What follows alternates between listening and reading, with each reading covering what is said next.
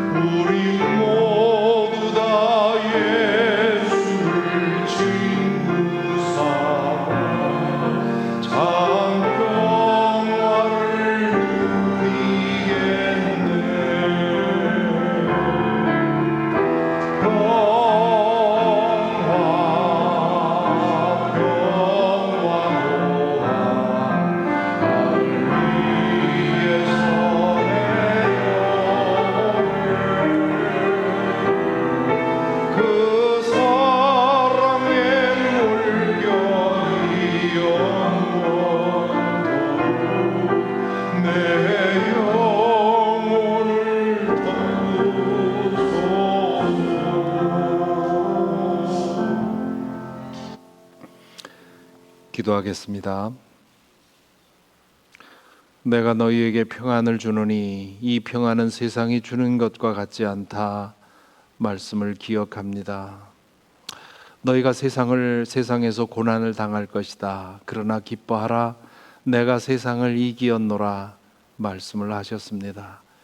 주님의 그 품 안에 그 주님의 사랑의 물결에 휘어잡힐 때 이 세상 어떤 것도 우리를 흔들 수 없음을 고백합니다. 주님, 저희로 하여금 십자가에서 드러난 그 영원한 사랑에 잠기게 하여 주시옵시고 그 사랑으로 살 수 있도록 인도하여 주셔서 이 세상 그 어떤 것도 하나님의 사랑보다 크지 않다는 사실을 알며 그 사랑의 능력으로 이 세상을 다스리며 살아갈 수 있도록 우리 모두를 인도하여 주옵소서. 우리는 육신에 갇혀 있고 또한 물질에 묶여 있습니다.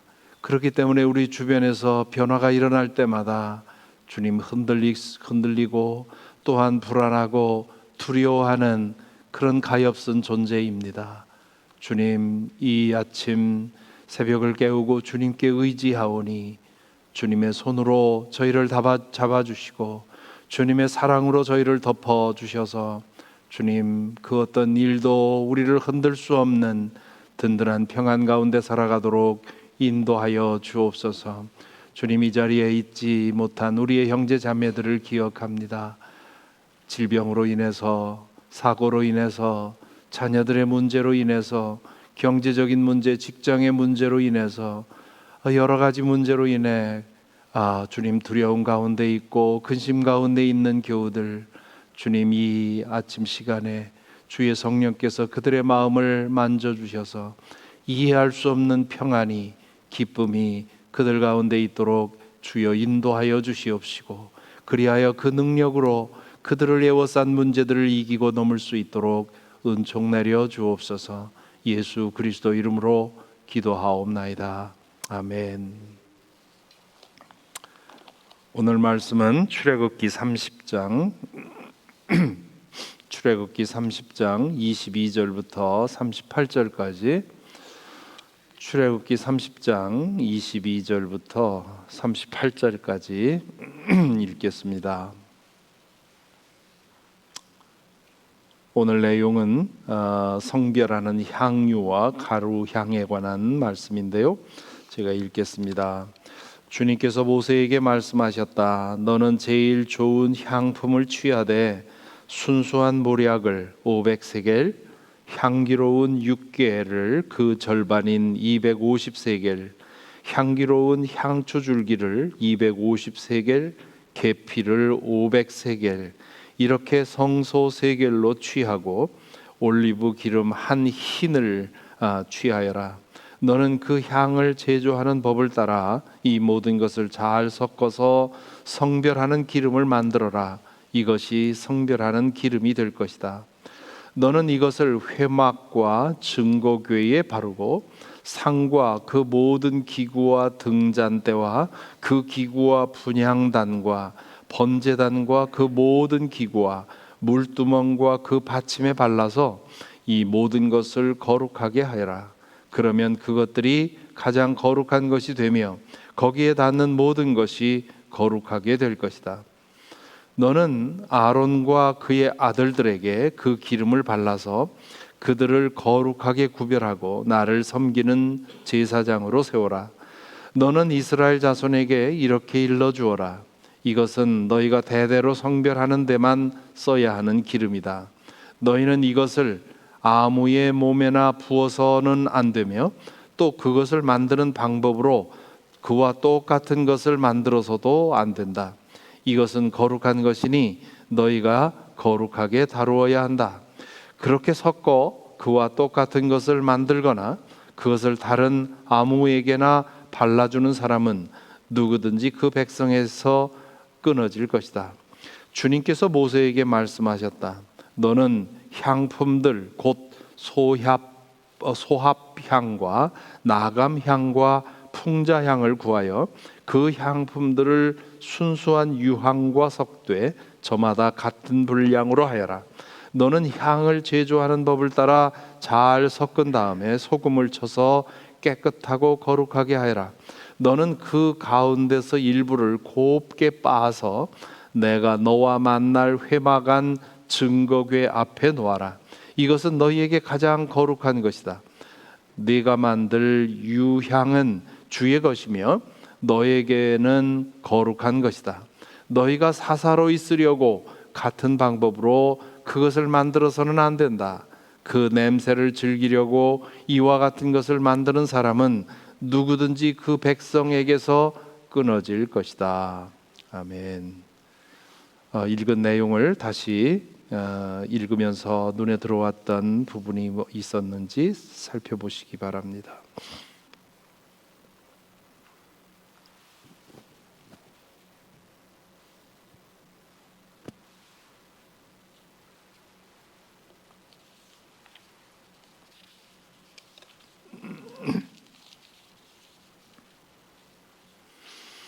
네,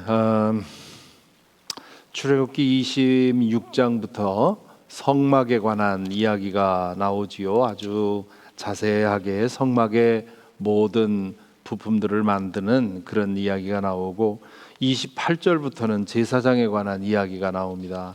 제사장의 예복을 어떻게 만드는지에 대한 얘기가 나오고, 29장에는 제사장을 세우는 위임식에 관한 얘기가 나오고요.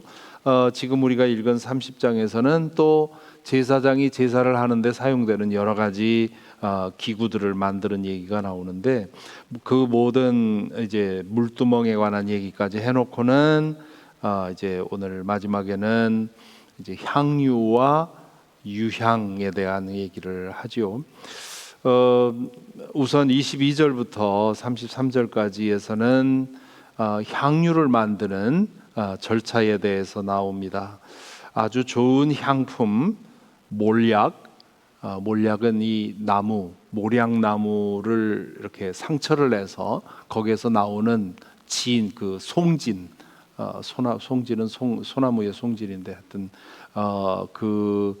몰약나무에 상처를 내서 거기에서 나오는 진을 굳게 해가지고 만드는 그런 향품인데요.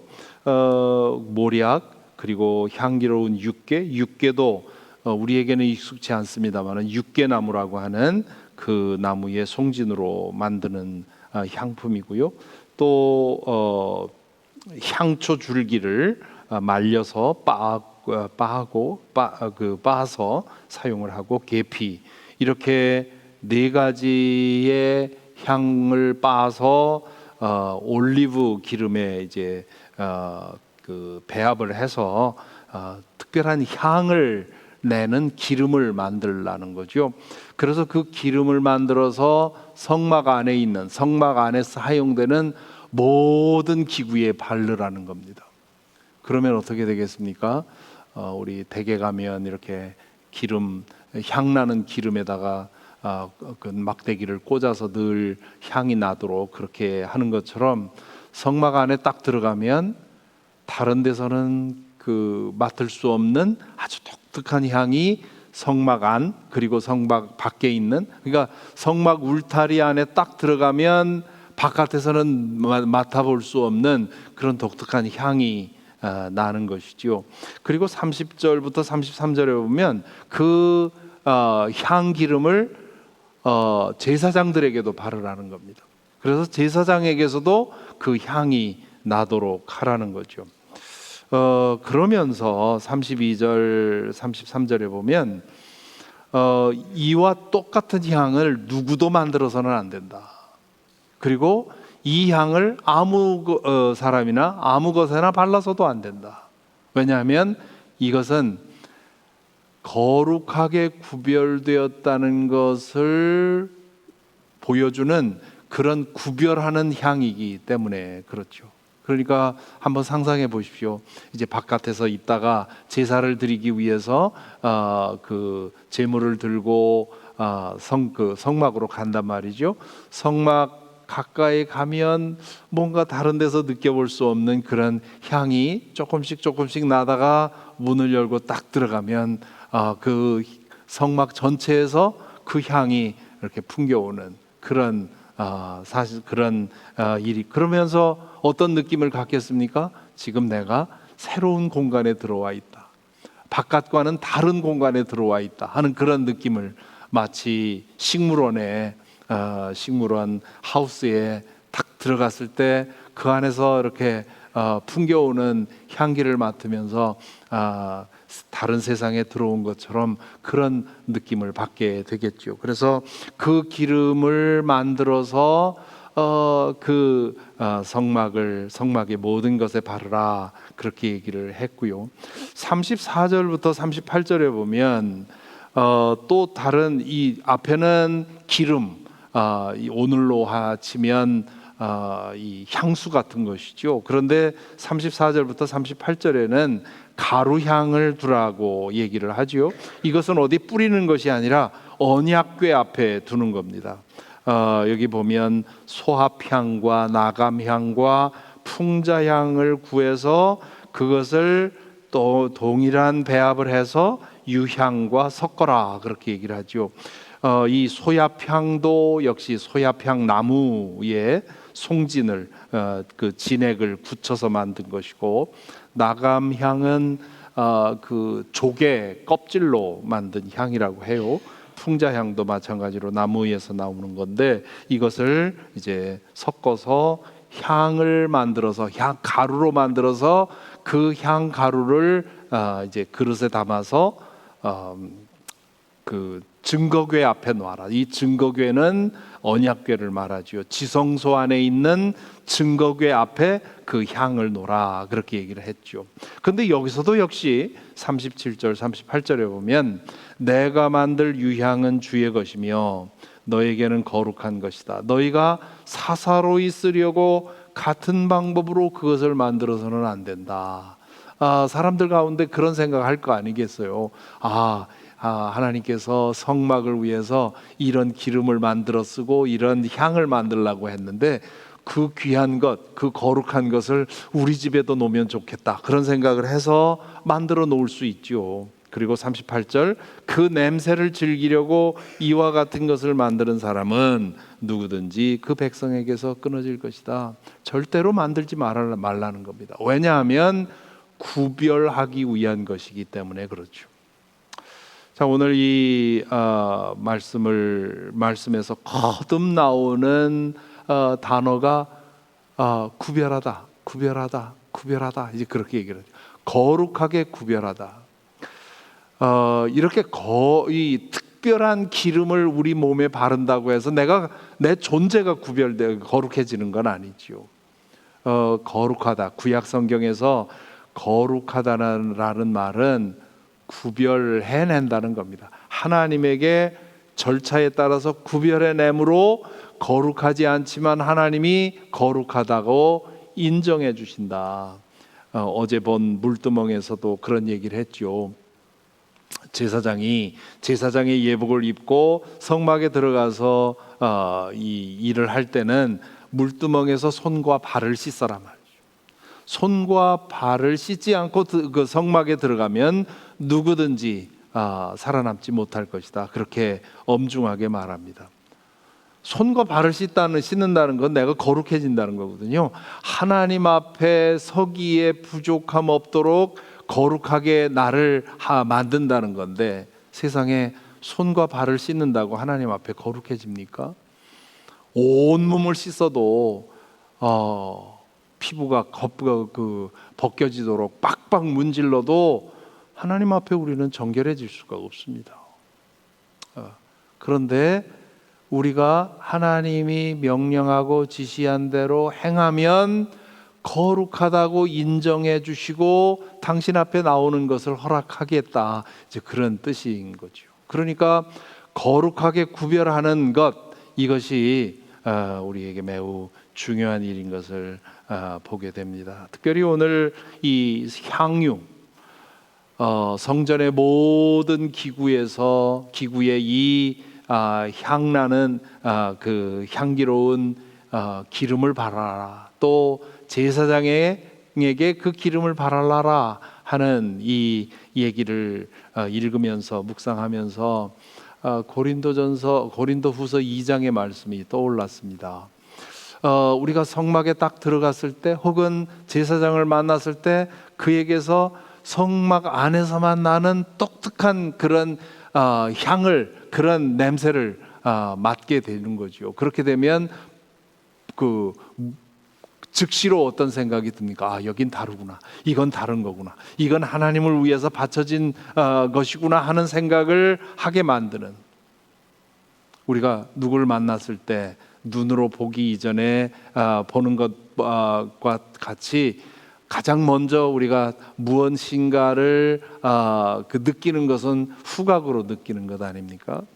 그래서 고린도 후서 2장에 보면 바울 사도가 우리 그리스도인들에게서 풍겨야 하는 향기에 관한 얘기를 합니다.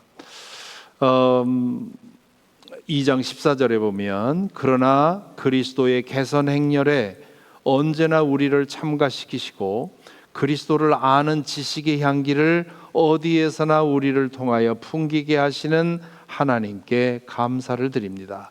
그리스도를 아는 지식의 향기가 우리에게서 풍긴다, 이제 그렇게 얘기를 하지요.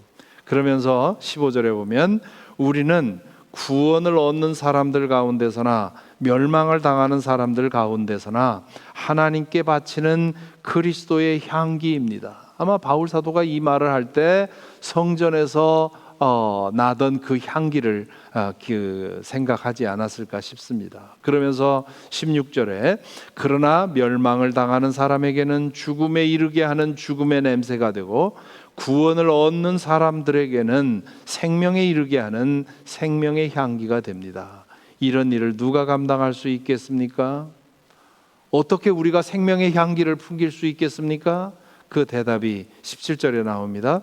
우리는 저 많은 사람들처럼 하나님의 말씀을 팔아서 먹고 살아가는 장사꾼이 아닙니다. 우리는 하나님께서 보낸 일꾼답게 진실한 마음으로 일하는 사람들입니다. 우리는 하나님이 보시는 앞에서 그리스도 안에서 말하는 것입니다. 우리 안에서, 우리에게서 그리스도의 향기, 그리스도를 아는 생명의 향기가 나기 위해서 우리는 어떻게 해야 되느냐? 이 17절의 말씀을 간략하게 하면 하나님에게서 보냄받은 사람답게, 하나님 앞에서 사는 사람답게, 그리스도 안에서 사는 사람답게 진실하게 살면 된다, 그렇게 얘기를 합니다. 그래서 간단하게 전치사구로 말하면 We live from God, before God, in Christ. 우리는 하나님에게서 보냄받은 존재이고 하나님 앞에서 일하고 그리고 그리스도 안에서 일한다. 그렇게 살면 우리 가운데서 그리스도의 향기가 풍긴다 하는 얘기를 하죠. 제사장이 그리고 성막 안에서 풍겨야 할 그 향기는 바로 우리가 우리의 삶 속에서 이렇게 하나님께서 나를 이곳에 보내셨고 하나님 지금 나를 보고 계시고 그리스도께서 내가 지금 그리스도 안에 있다고 하는 이 사실을 늘 의식하면서 참되고 진실하게 살아간다면 우리에게서 이 생명의 향기가 나게 될 것이고, 그렇게 되면 우리를 보는 사람들이 이거 다르네, 이 사람은 다르네, 왜 다르지? 하나님에게 구별된 사람으로서의 그 차별성을 우리에게서 경험하게 될 것입니다. 이 은혜가 저와 여러분에게 함께 하기를 간절히 바랍니다. 찬송가 259장 함께 부르겠습니다. 1절과 4절만 부르겠습니다.